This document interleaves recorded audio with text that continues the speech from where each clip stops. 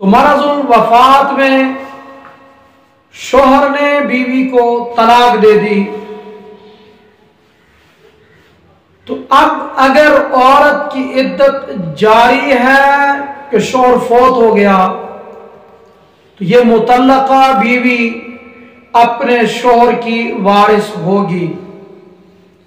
और अगर औरत की इद्दत मुकम्मल हो चुकी थी, अब शोहर फौत हो जाता है, तो ये औरत जिसको तलाक वाक़ई हुई, शोहर इद्दत गुजर जाने के बाद फौत हुआ, तो ये वारिस नहीं होगी।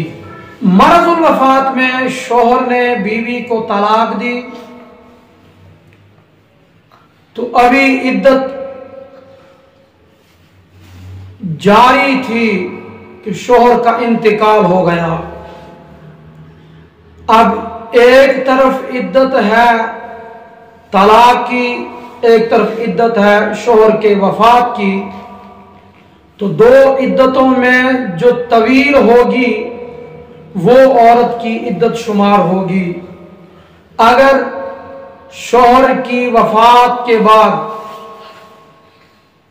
4 माह 10 दिन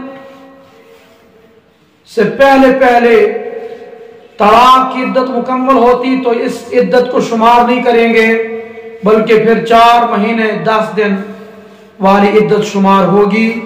और अगर 4 महीने 10 दिन वाली इद्दत करीब है और तलाक की इद्दत जरा लंबी है कि औरत हैज वाली है, तो इसकी इद्दत चूंकि 3 हैज है, जब तक 3 हैज मुकम्मल नहीं होंगे तब तक उसकी इद्दत शुमार होगी।